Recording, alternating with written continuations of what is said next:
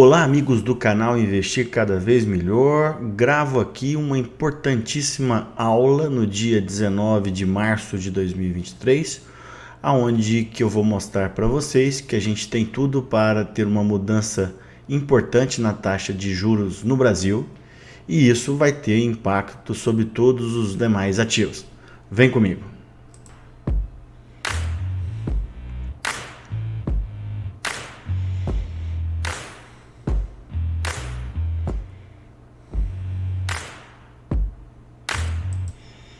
Bom, então vamos lá.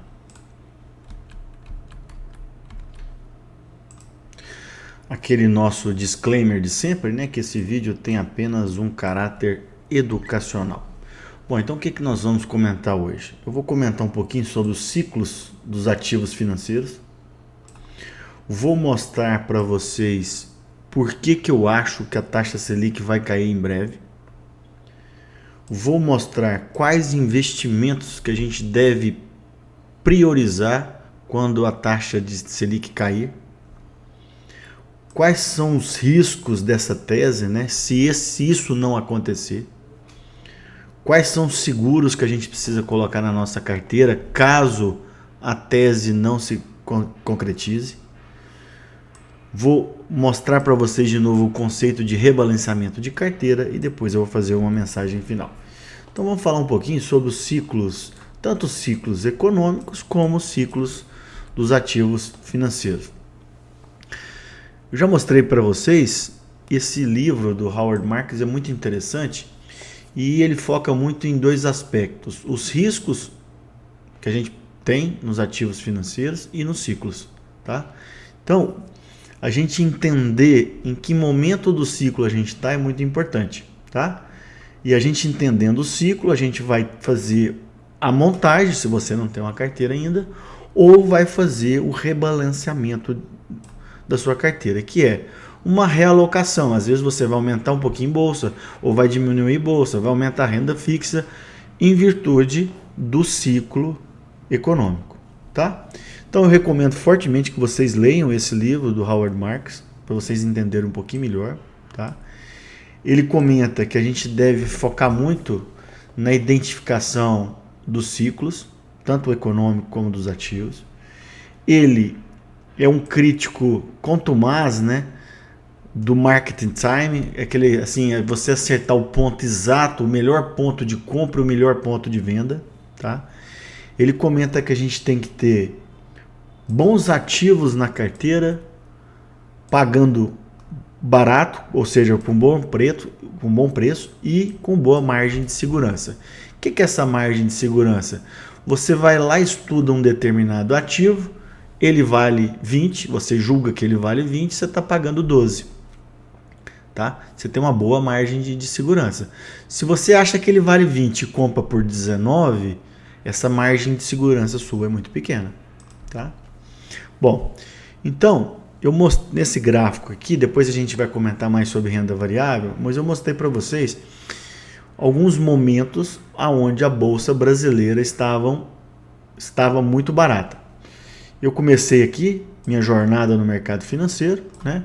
Então a gente teve a crise de 2008, a gente teve a crise da Dilma, a gente teve a crise do Covid e agora a gente está nessa crise do risco fiscal. Tá? Então, se a gente observar, pessoal, a gente sempre teve queda e nominalmente hoje o Bovespa está em torno de 100 mil pontos. Lá na Dilma, o Ibovespa bateu 37 mil pontos. Aqui em 2008, 30 mil pontos. Tá? Então, nominalmente, a gente está acima de patamares anteriores. Porém, pessoal, se a gente fizer uma relação que a gente usa muito no mercado financeiro, que é o preço de um ativo sobre o lucro que ele gera anualmente, a gente vai ver, no caso do Ibovespa, o conjunto das empresas, a gente vai ver que esse PL em 2008 estava aqui, tá? Na Dilma ele estava aqui, no Covid ele estava aqui, e olha aqui, pessoal, hoje a gente está num PL em torno de 5 a 6, isso é variável, né? Dependendo da métrica que você usa, mas o importante é que está barato, é o ponto mais barato que a gente tem da Bolsa Brasileira desde que eu acompanho o mercado financeiro. Obviamente, tudo que está barato pode ficar ainda mais barato. Mas é aquilo que a gente falou sobre margem de segurança.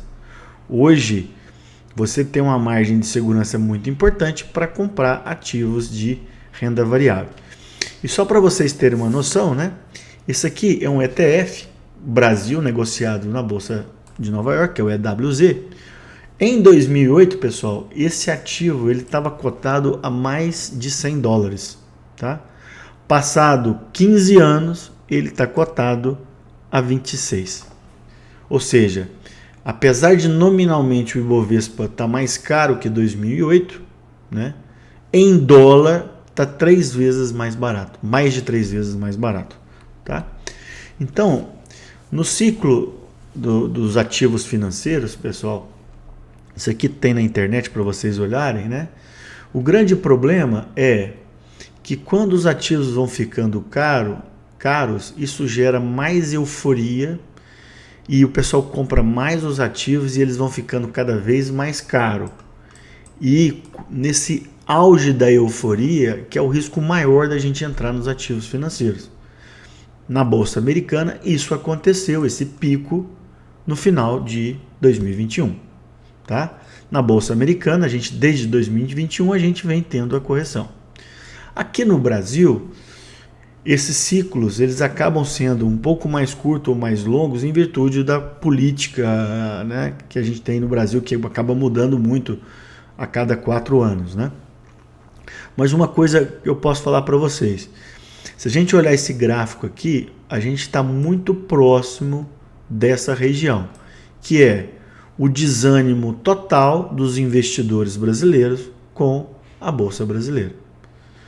E é por isso que a gente vê cotações de algumas excelentes empresas a preços tão baratos. Porque ninguém quer. Os fundos de ações, os fundos de multimercado estão sofrendo resgates, eles têm que vender os ativos. Então os ativos estão muito baratos. Para quem tiver paciência, a chance de ganhar um bom dinheiro nos próximos anos é grande. A gente vai voltar a falar sobre Bolsa de Valores. E para finalizar a parte de ciclos, pessoal, eu já mostrei em algumas aulas para vocês sobre isso aqui, que é uma relação inversa que tem num ciclo mais longo, às vezes de décadas, entre as ações de tecnologia e as ações de commodities. Se a gente pegar aqui, ó, no final da década de 90, as Big Techs tiveram um aumento expressivo e as commodities um aumento mais módico, né? E aí o que aconteceu? O estouro das .com no começo de 2000, tá? Depois a gente teve o boom das commodities, o Brasil aproveitou muito, né? De 2003 a 2008 e as ações de tecnologia caíram. O que aconteceu na última década? Ações de tecnologia subiram muito e commodities caiu. E a gente está vendo agora as tecnologias caíram e as commodities estão em alta, tá? Bom, se a gente pensar, o Brasil ele se beneficia muito mais das commodities, do aumento das commodities, do que das ações de tecnologia, tá? Bom, mas o mais importante aqui que a gente vai falar dessa aula é o ciclo da taxa de juros. E isso que a gente vai explorar bem. Aqui eu mostrei para vocês, nesse gráfico que eu fiz, a variação da taxa Selic desde 2010 até aqui, fevereiro de 2023, onde a gente está com a taxa de 13,75. Então a gente teve todas essas oscilações e a gente vai mostrar para vocês, através de gráficos, através de dados, a relação que isso tem com os demais investimentos, tá? Bom, eu vou colocar aqui para vocês por que eu acho que a Selic vai cair em breve. Bom, nessa quarta agora, no dia 22, né, a gente vai ter a decisão tanto do Copom aqui no Brasil como do Fed nos Estados Unidos, tá?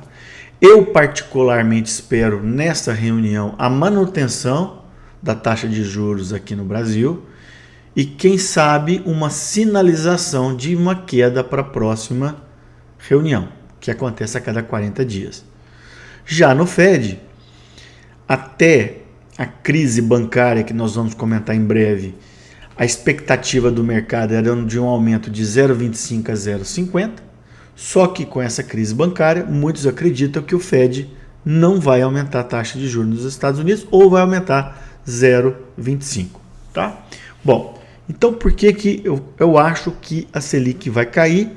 Nós vamos fazer esses slides teóricos, depois vamos mostrar dados que já aconteceram, tá? Então, cenário externo. A gente vai comentar que na inflação nos Estados Unidos o pior já passou. Vamos comentar qual que é o futuro da taxa de juros. Eu já comecei a falar um pouquinho, mas nós vamos comentar com mais detalhe. Se vai ter ou não a recessão nos Estados Unidos e a crise bancária. Isso aqui é um fator relevante para, apesar de estar acontecendo fora do Brasil, de levar à queda da Selic. Tá? Inflação no Brasil, risco fiscal no Brasil e a crise de crédito, que a gente vai comentar também. Esses dois fatores listados em vermelho, a crise bancária fora do Brasil e a crise de crédito aqui no Brasil, na minha opinião, são os fatores que vão preponderar para a queda Selic nos próximos meses, tá? Então a inflação nos Estados Unidos teve um pico em meados do ano passado, vem caindo, né? Ela chegou a 9,1, né? E agora, em janeiro estava 6,4 e chegou agora, desacelerou um pouquinho nos Estados Unidos em fevereiro, salvo engano, foi para 6,1. O importante é que o pico já aconteceu. Hoje a taxa de juros nos Estados Unidos está nesse range, né, de 4,50 a 4,75 e, como eu falei, antes da quebra de alguns bancos nos Estados Unidos, a expectativa do mercado era de um aumento de 0,25 ou 0,50 para continuar domando a inflação, que ainda estava resiliente. Porém, provavelmente, nessa próxima reunião, dessa quarta agora, o Fed ou não vai aumentar ou vai aumentar apenas 0,25. Ok? Bom, eu mostrei esse gráfico de um relatório da Avenue de janeiro, né, mostrando que o mercado já previa que em meados desse ano a taxa de juros futuro dos Estados Unidos já estava cedendo, tá? Com essa crise de crédito não, a crise bancária nos Estados Unidos, e isso vai acontecer, tá? O grande problema do combate da inflação com a taxa de juros é levar a uma recessão. A maior parte dos gestores e analistas acreditava que a gente teria uma recessão nos Estados Unidos nesse ano, só não sabíamos se a duração dessa crise e se ela, o tamanho, né, a graduação dessa recessão. Porém, pessoal, tudo mudou com as notícias das últimas 2 semanas, né? Primeiro, a quebra do Silicon Valley Bank da Califórnia, que é muito voltado para as ações de tecnologia, depois repercutiu nesse outro banco, e depois a crise no Credit Suisse na Europa, tá?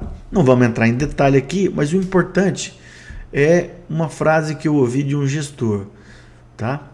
Não existe nada mais desinflacionário que uma crise bancária. Então, se o Fed estava preocupado com a inflação, essa crise bancária nos Estados Unidos e na Europa vai fazer que a inflação ceda mais facilmente e o Fed em breve reduza a taxa de juros. Tá? A preocupação é tão grande com essa possível recessão, com essa possível problema de crédito nos Estados Unidos e na Europa, que o barril de petróleo, que é um marcador de nível de crescimento econômico, caiu de 87 para 72, 20%. Tá? Depois a gente vai falar um pouquinho mais sobre o petróleo. E as taxas de juro, pessoal, lembrando que o Banco Central faz a taxa de juros à vista, o mercado faz a taxa de juros futuro. Tá? Então, olha aqui, a taxa de juros nos Estados Unidos de 10 anos, que estava em torno de 4% ao ano, em média, né, ela caiu para 3,41. E isso, pessoal, tem um impacto fortíssimo nos demais ativos. Tá? Então, o que a gente está vendo é o seguinte, o mercado já está sinalizando que tanto a taxa do Fed de juros como, mais para frente eu vou mostrar aqui no Brasil, devem ceder em breve. Tá? Passemos então aqui para o Brasil. A gente teve também um pico inflacionário no Brasil em meados do ano passado, quase 12% de inflação. Hoje nós estamos girando aí em torno de 5,79, 5,60 e agora a prévia de fevereiro também foi o IPCA 15 já tinha sido em torno de 0,76 e agora a inflação de fevereiro, a última medida do IPCA, subiu 0,84, a gente está em 5,60. Bom, a gente está muito acima da meta do Banco Central brasileiro, que é de 3%. Tá? Porém, a gente deixou para trás aquela inflação muito maior que a gente teve no ano passado. Tá? Bom, o cenário da Selic para o mercado financeiro antes da eleição do Brasil, né, antes de outubro, era que em maio, agora daqui 2 meses, a Selic começaria a cair. Esse era o cenário base. Tá? Porém, após a eleição, com a vitória do Lula, ao invés dele sinalizar um maior controle fiscal, ele fez justamente o contrário. Começou a falar algumas coisas contra o Banco Central, a deixar de lado o fiscal, e isso acabou, entre aspas, azedando o mercado. E a gente vai mostrar o porquê que isso é importante. Lembrando, olha aqui, a dívida pública, pessoal, apesar do aumento explosivo aqui na pandemia, ela terminou ano passado em 73,5%. O grande problema que o mercado vê é o seguinte, nos últimos anos, no pós-pandemia, depois com as medidas tomadas pelo governo Bolsonaro, que aumentaram o gasto público, se essa dívida não for controlada, a gente vai ter um aumento que não é compatível com a economia brasileira. Tá? E por que é importante a gente entender o fiscal juntamente com a inflação para entender a taxa de juros no Brasil. Tá?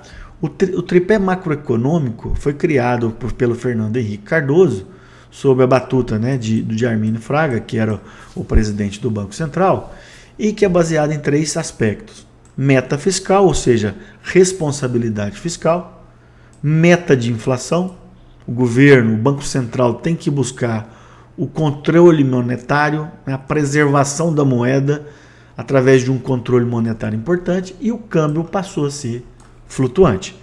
Isso aqui, pessoal, era uma coisa que já tinha acontecido na Europa 10, 12 anos antes, que foi trazido para o Brasil. Tá? É uma coisa que a gente está replicando o primeiro mundo, por isso que nos últimos 30 anos a gente tem, apesar de idas e vindas, né, a gente tem uma estabilidade maior, tanto da moeda como do mercado financeiro.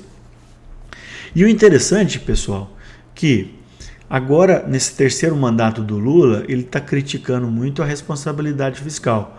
Mas lá em 2003, quando ele assumiu o primeiro mandato, e o Henrique Meirelles foi o presidente do Banco Central, ele seguiu a cartilha do Arminio Fraga. Responsabilidade fiscal, o Brasil teve superávit primário vários e vários anos. Num primeiro momento, o Henrique Meirelles teve que subir a taxa de juros, para depois cair, depois que a inflação estava controlada. E o que aconteceu? O PIB brasileiro subiu fortemente e isso refletiu na Bolsa. A Bolsa subiu quase 800%. Tá? Basicamente por quê? Porque foi respeitado no governo Lula a ideia do Fernando Henrique do tripé macroeconômico. Além disso, o governo Lula não teve crise internacional de 2003 a 2008, e você teve um boom das commodities. Brasil muito ligado a commodities, entrada de muito dinheiro, que levou a superávit primário, controle fiscal e além da melhora da situação. de crédito e consumo aqui no Brasil e com um grande avanço social que a gente teve no primeiro mandato do governo Lula. E isso reflete, pessoal, olha como o fiscal é importante. Um fiscal controlado leva ao crescimento do Brasil. Olha aqui o resultado do PIB no governo Lula. Tá? Lembrando que um maior PIB, maior arrecadação tributária, maior a possibilidade do governo fazer responsabilidade social. É uma coisa que está interligada. Já aqui, pessoal, no governo Dilma, né, o que a gente teve? Ela largou o tripé econômico que a gente vai mostrar e olha o desempenho do PIB. Num primeiro momento até chegou a crescer e depois a gente teve a maior crise interna do Brasil sem ter nada fora do Brasil. Por quê? Um fiscal frouxo, aumentou a inflação, os juros tinham caído na marra, não adianta. Depois eles tiveram que voltar a subir, dólar subiu, queda do PIB e isso é um círculo vicioso. Tá? Então, pessoal, infelizmente, a cartilha heterodoxa, muitas vezes pregada pela esquerda, pode funcionar num primeiro momento, mas ela no médio e longo prazo é um desastre. Basta a gente ver alguns vizinhos aqui da América do Sul, Argentina e Venezuela, para a gente ver o que o populismo, né, leva a um desastre de um país. Né? E esse descolamento que aconteceu em 2013 aqui no Brasil, as bolsas americanas subiram mais de 200% e a gente caiu em virtude do desastre econômico, especialmente do governo Dilma. Tá? Eu comentei isso muito na minha aula entre essa relação de política, macroeconomia e investimentos. Então eu venho mostrando para vocês, pessoal, que a responsabilidade fiscal ela é fundamental para nós nesse ano de 2023. E toda vez que a gente tiver estresse fiscal, como a gente teve no pós-eleição, isso vai refletir nos juros, os juros subiram, os juros futuros, e no câmbio. Por enquanto, o câmbio está relativamente controlado. E a bolsa cai. Que a gente está vendo, né? Tá? E aqui a mensagem que eu tenho para vocês, que a responsabilidade fiscal pode e deve andar junto ao social, à responsabilidade social. Essa briga do presidente Lula com o presidente do Banco Central, que agora é independente, é uma briga totalmente sem nexo e que só está fazendo mal para a economia brasileira. Se o presidente Lula tivesse ficado calado e tivesse feito as medidas adequadas, eu tenho convicção que o Banco Central já estaria reduzindo a taxa de juros nessa próxima reunião. Tá? Bom, só que vamos esquecer a briga agora do presidente do Banco Central e do presidente da República do Brasil. O que a gente está vendo agora é um fato novo que surgiu com a crise das lojas americanas. Como a gente teve um aumento importante da taxa de juros no Brasil, isso levou a um aumento da dívida das empresas que culminou ao grande problema da Americana e vai levar a outras empresas a ter problema. Por quê? O endividamento ficou muito alto, né? O custo da dívida está muito alto e as empresas não conseguem captar dinheiro. Né? Então, se isso continuar, essa taxa de juros continuar, a gente pode ter uma crise de crédito extremamente importante, extremamente importante. Eu mostrei isso aqui para vocês no fechamento de fevereiro, que o Pedro Cerise, ele de maneira taxativa, ele falou, a Selic vai cair nesse ano, obviamente ele não sabe em qual reunião que vai cair, mas vai cair em virtude do problema de crédito.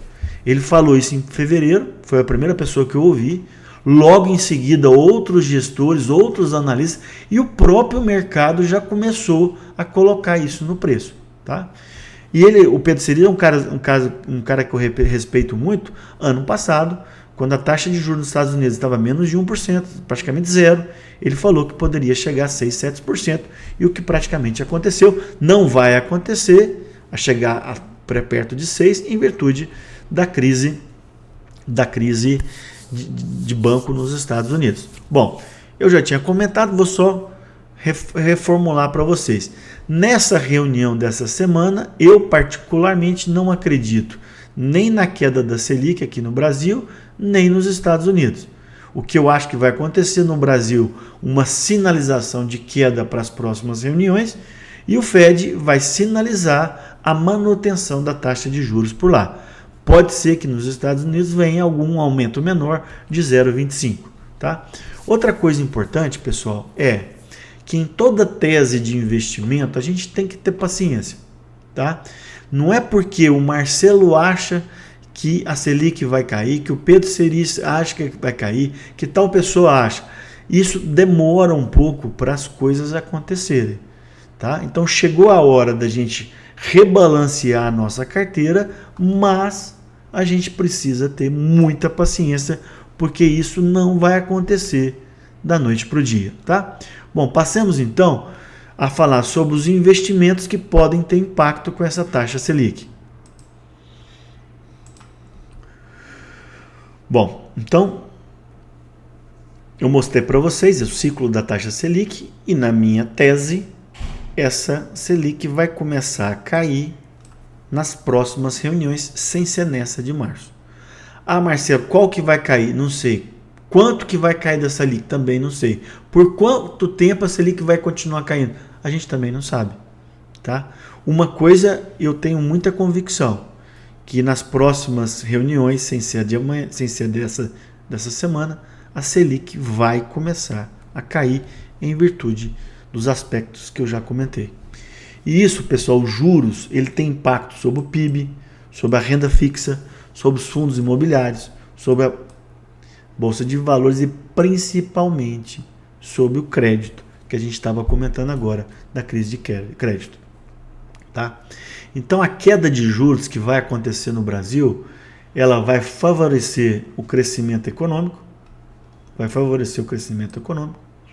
vai facilitar e baratear o crédito no Brasil, que também favorece o crescimento do PIB, vai aumentar investimentos, que pode levar ao aumento do crescimento do PIB, e aí você vai ser bom para a renda fixa pré-fixada em inflação, nós vamos explicar daqui a pouco isso. Os fundos imobiliários, eles tendem a subir quando a gente tem a queda de juros, e a Bolsa de Valores também vai ter um aumento quando a Selic começar a cair, especialmente as empresas de crescimento e aquelas mais dependentes de crédito. Isso a gente vai explicar um a um, tá? Bom,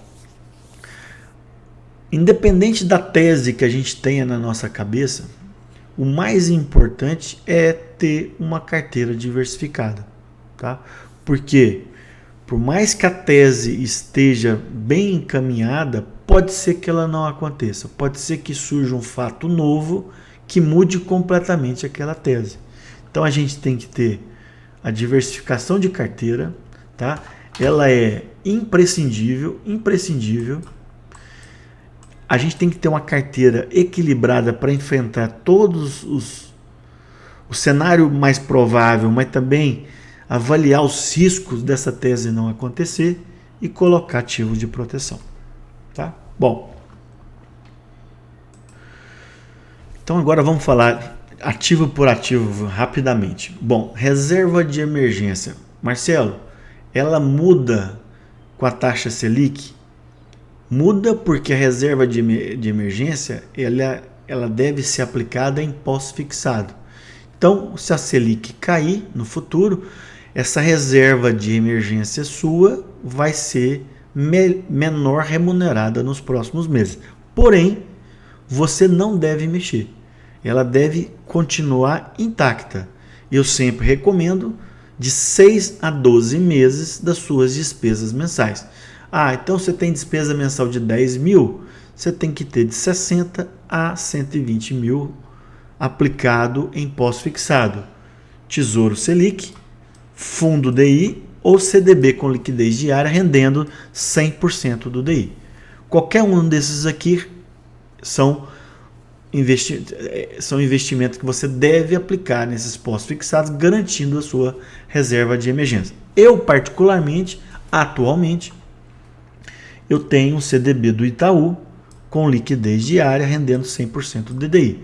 Eu acho mais fácil, que eu posso resgatar e aplicar a qualquer momento nos dias úteis, tá? Bom, eu venho comentando muito para vocês que, além da nossa reserva de emergência, a gente tem que ter um caixa, tá?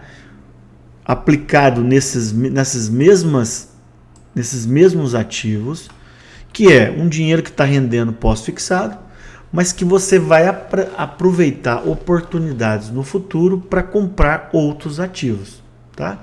Então aqui vem uma primeira mudança sugerida. Eu acho que chegou o momento da gente reduzir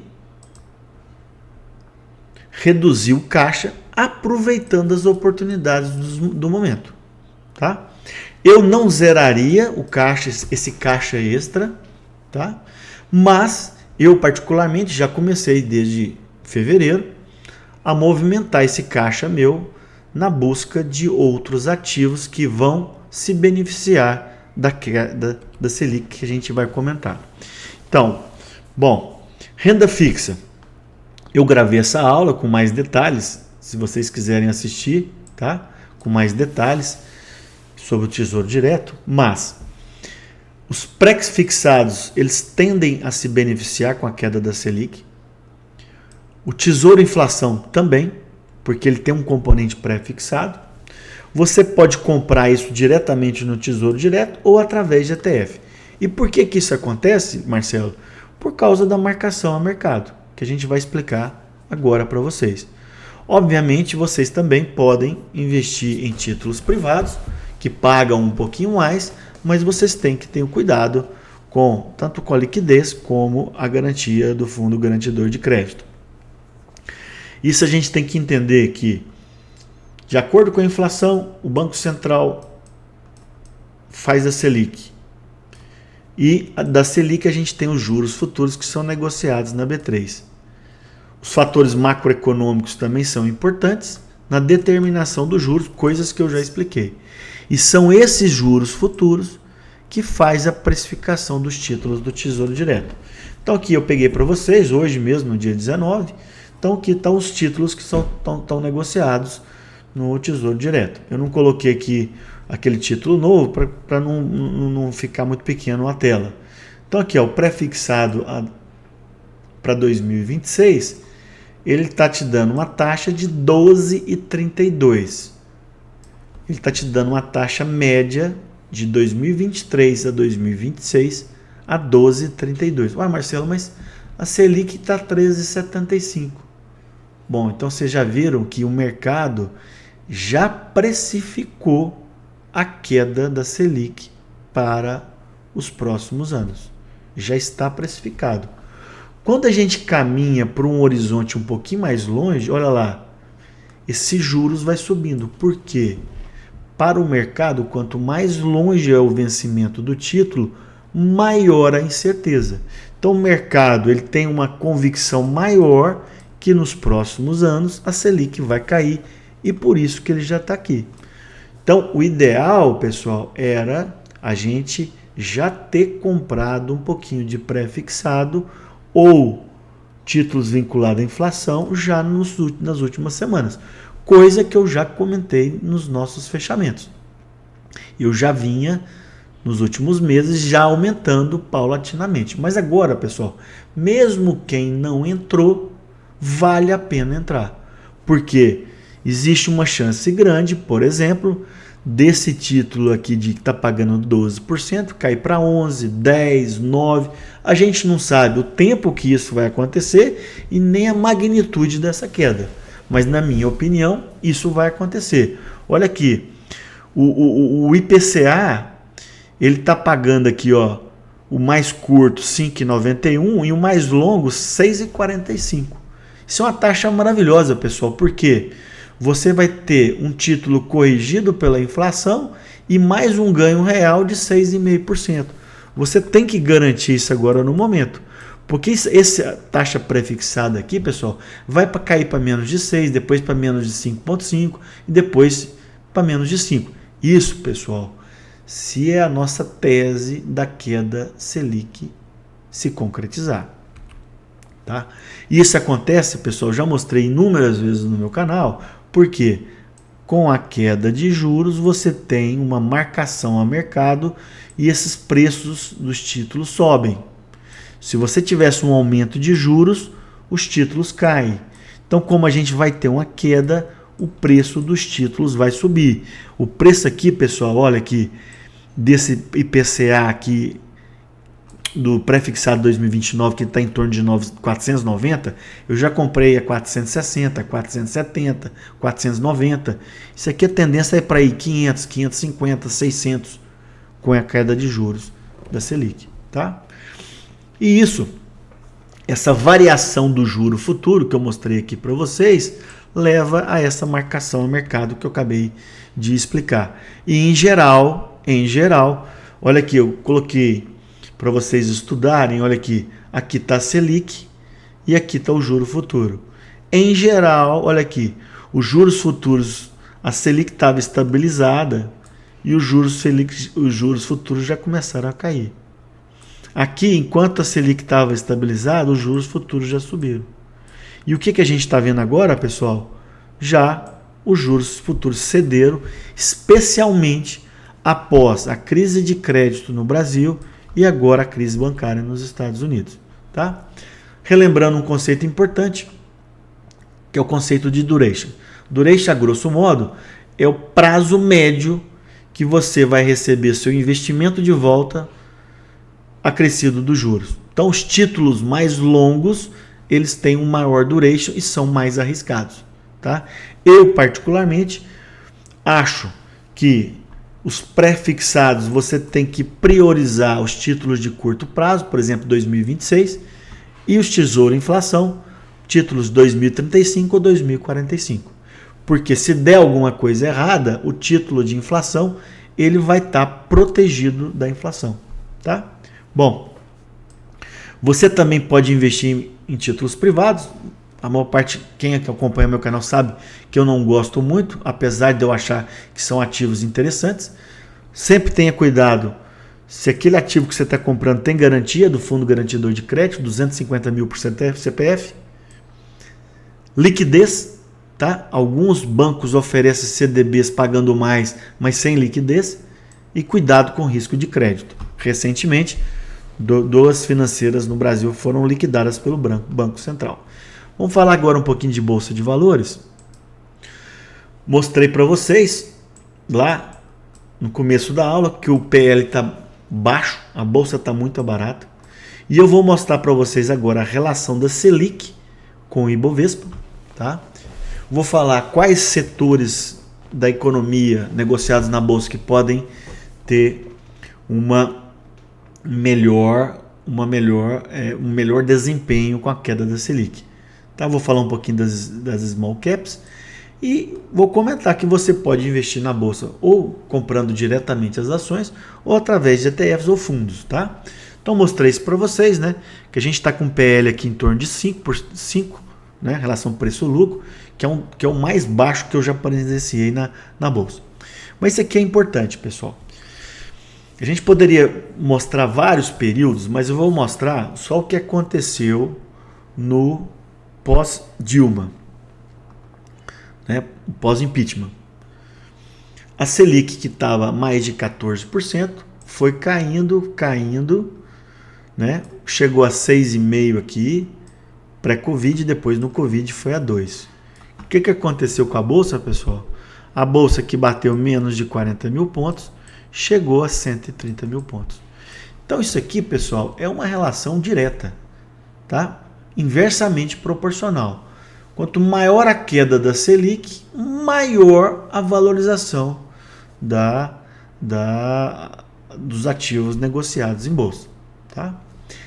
Isso acontece, pessoal, eu já expliquei isso aqui, mas vou passar rapidamente. Bom, com a taxa alta, como a gente está vendo agora, crédito mais caro, as empresas crescem menos, aquelas que têm dívida têm um pior resultado financeiro, ou seja, o custo de juros trimestralmente é muito alto. Se a taxa de juros é maior pelo fluxo de caixa descontado, você tem um menor valuation. E se você tem um menor crescimento da economia, você tem um menor faturamento e menor lucro. As ações caem também. Isso é o que a gente está vivendo hoje. Tá? Acaba pesando mais nas empresas de crescimento e nas small caps. Porém, pessoal, então, quando a gente está tendo crise, a gente tem que priorizar as ações de value investing. Já num momento contrário, com a queda da Selic, a gente tem que ter uma priorização das ações de crescimento. Tá? Então aqui eu coloquei para vocês, pessoal, nos últimos 14 anos, a relação de small caps do IBOV e do índice de materiais básicos. Perceba aqui, pessoal, quando a Selic caiu, ó, começou a cair, olha o que aconteceu com as small caps, olha o que aconteceu com o IBOV, olha o que aconteceu com materiais básicos. Percebam aqui, pessoal, que as small caps subiram muito mais, porque elas são mais dependentes de crédito para crescer. Tá? Então, eu vejo hoje que a bolsa como um todo vai ser beneficiada com a queda da Selic, praticamente todos os setores, tá? Todos. Mas eu vejo que as ações que sofreram muito recentemente, nos últimos 3 anos, que é varejo, shopping, construção civil, turismo, tá? Algumas ações de tecnologia no Brasil, elas podem ter um desempenho superior como ocorrido pós 2016. Tá? Isso não é uma garantia, mas é o que geralmente acontece. O importante, pessoal, quando a gente tem, no momento do ciclo atual, uma bolsa muito barata, é que a gente tem pouco downside, ou seja, se a gente continuar caindo, tem pouco espaço para cair, pouco espaço e muito espaço para subir. Então, é um momento, na minha opinião, ideal para a gente aumentar a exposição à renda variável, tá? À bolsa de valores, tá? Sempre com parcimônia, sempre sem exagero e diversificando. Você não vai pegar todo o seu dinheiro e colocar só em small caps, tá? Ah, eu vou escolher só uma small cap que eu acho que vai... Não, você tem que montar uma carteira equilibrada. A diversificação é importante. Os fundos imobiliários, pessoal, também são muito beneficiados pela queda de juros. Alguns fundos estão muito descontados, especialmente aqueles de laje corporativa. Então você pode ter ganho de capital. Você vai continuar com bons proventos mensais. O ideal é que você diversifique e monte uma carteira. Tá? Eu, na minha carteira de fundos imobiliários, eu tenho de 6 a 8 ativos, tá? na minha carteira, para a gente não ficar exposto, correr o risco de ficar exposto a um só fundo imobiliário. E aqui, pessoal, mais um gráfico que ele é muito categórico, né? Crise de 2015 e 2016. Nesse momento aqui, a taxa de juros começou a cair de 14 para 6. O que aconteceu? Os fundos imobiliários explodiram. Tá? Por quê? O fundo imobiliário, pessoal, ele paga um provento mensal. Hoje, os meus fundos pagam em torno de 0,8%, 0,9%, 1% ao mês. Lembrando que esses rendimentos são isentos de imposto de renda para a pessoa física. Tá? Isso é bom. Só que hoje, o pós-fixado está pagando mais de 1% ao mês. Só que quando o pós-fixado começar a cair, esse rendimento do fundo imobiliário ele passa a ser muito interessante. E lembrando que a maior parte dos fundos imobiliários tem a correção da inflação. Tá? Então, o ideal é que você monte uma carteira contendo os vários tipos de fundos imobiliários, mas eu acho que os fundos de laje corporativa e os fundos de shopping devem ter um desempenho melhor em relação aos outros. Mas eu vou continuar tendo fundo de papel na minha carteira, vou continuar tendo fundo com galpões, tá? Eu ainda não tenho de agronegócio, mas vou colocar também na minha carteira, tá? Mas de uma maneira geral, os fundos imobiliários devem se beneficiar. Bom, passemos então ao risco dessa tese que eu comentei para vocês.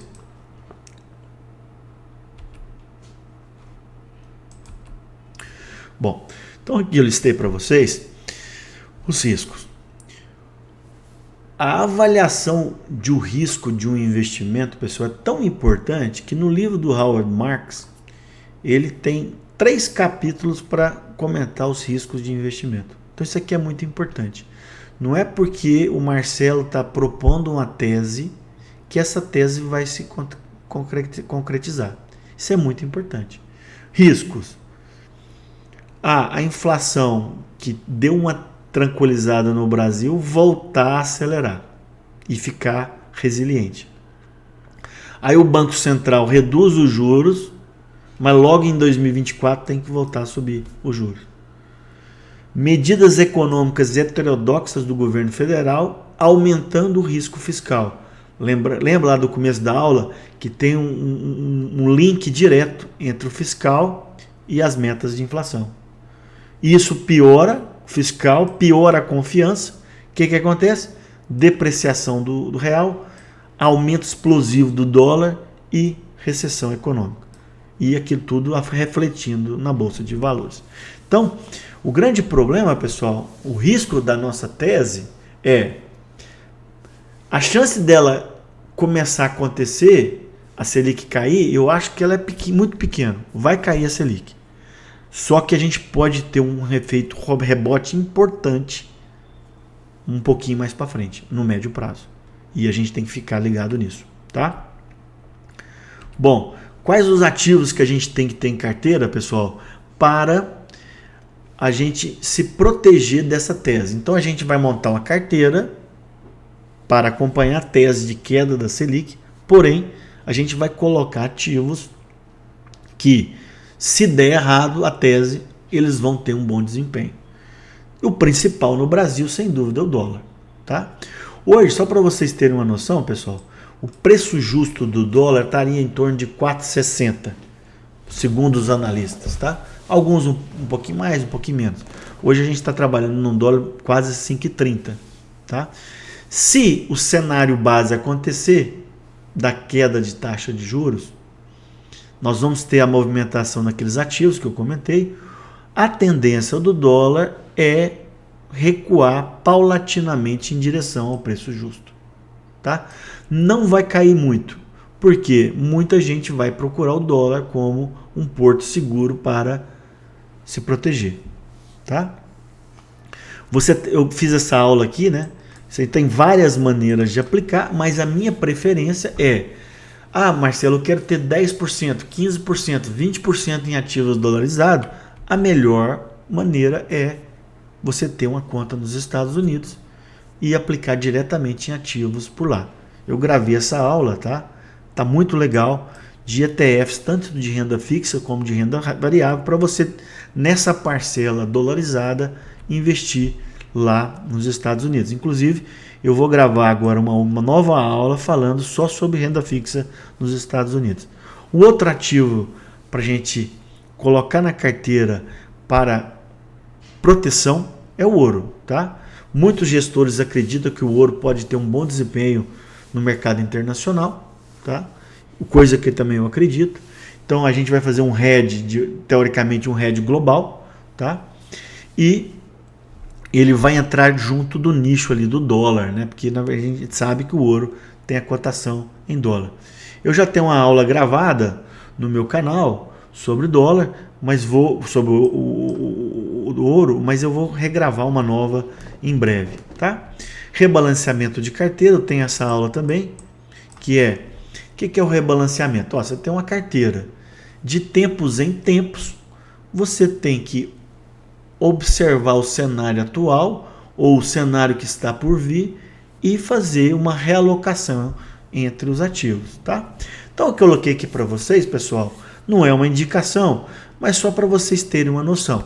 Hoje, uma pessoa com perfil moderado de risco, eu acho que ela ter caixa 10%, que seria reserva financeira mais reserva de oportunidades, 15% em pré-fixado, especialmente os de curta duração, tesouro inflação 25%, fundo imobiliário 15%, ações 25%, dólar e ouro em torno de 10%. Isso aqui, pessoal, é para vocês terem uma base e montarem a carteira de acordo com o seu perfil, tá? De acordo com a sua idade. Quanto mais idade você tem, menos risco você deve correr. Se você já tem um montante acumulado importante, você também não precisa correr muito risco. Se você tem uma profissão mais estável, você pode correr um pouquinho mais de risco. Agora, se você é um profissional liberal, não tem muita estabilidade, você tem que ter uma reserva maior. E sempre, pessoal, para você montar uma carteira de investimento, tem que saber o horizonte daquele. Eu vou ter a reserva de emergência, eu quero montar um dinheiro para pagar uma faculdade de um filho, para comprar um carro, para trocar um apartamento. A gente tem que analisar. Quando eu coloco esses valores aqui, pessoal, isso é só para vocês terem uma base. Por exemplo, hoje, na minha carteira, eu estou com quase 50% em ações. Quase 50%. Eu recomendo isso para vocês? Não. É no meu perfil, na minha carteira e no meu horizonte, eu estou confortável com esses 50% em ações. Eu tenho aumentado cada vez mais minha exposição no exterior. Porque se a tese Brasil der errado, eu tenho a minha proteção, tá? Bom, mensagem final, pessoal. Eu queria deixar a mensagem do Howard Marks, né? Que a gente tem que ficar muito atento aos ciclos, tá? Muito atento aos ciclos. Eu vejo que a gente está num momento muito interessante, o melhor momento desde 2015, 2016, para a gente ganhar dinheiro no mercado financeiro, tá? Muito cuidado, pessoal, com o efeito manada. Hoje, a maior parte das pessoas só quer saber de renda fixa, pós-fixado e esquecer os outros ativos. Lembrando que nem sempre a manada está indo em direção a um momento, uma direção correta, tá? Isso aqui é importante para mostrar que nem sempre as nossas teses se concretizam na hora e às vezes a gente pode passar por apertos. Eu venho comentando com vocês que eu tenho uma expectativa para ao longo do ano de um petróleo mais forte, acima dos $80, tá? E o que a gente viu nesse estresse bancário que teve, com o aumento da possibilidade de recessão, o Brent, né, que é o óleo negociado na Europa, caiu 20%. Então, você lembra, pessoal, daquele slide do risco da nossa tese? A gente tem que estar sempre, tudo que a gente for investir, a gente passa, e se der errado? Como é que eu vou sair? Tá? Ninguém tem o domínio do futuro. Ninguém. Tá? Recomendo demais a leitura desse livro, tá? Psicologia do Dinheiro. Tem ele em português, tá? É um livro extremamente interessante, onde que ele comenta que o sucesso financeiro ele é baseado em guardar dinheiro todo mês, ter o tempo a seu favor, né? Ou seja, paciência, e os juros compostos, né? Compound de juros compostos, é a mesma coisa, e isso vai fazer com que a sua carteira se valorize e valorize ao longo do tempo, tá? E lembrando que quando a gente tem esse momento do ciclo que a gente está vivendo no Brasil, a gente tem a oportunidade de ter um bom desempenho da carteira nos próximos anos, sem exageros, tá? Pessoal, ficou um pouquinho longa essa aula, mas acho que essa aula ficou muito importante. Poucas pessoas têm essa noção do momento que a gente está vivendo, tá? Peço para aqueles que gostarem, compartilhem com os amigos, divulguem o nosso trabalho e especialmente Não esperem a Selic cair para fazer esses movimentos, porque o que acontece? O mercado anda na frente.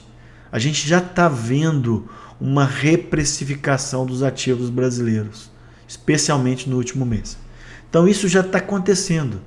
Não fique esperando para fazer essa mudança na sua carteira, porque senão vai ser tarde, tá? Um abraço e até a próxima.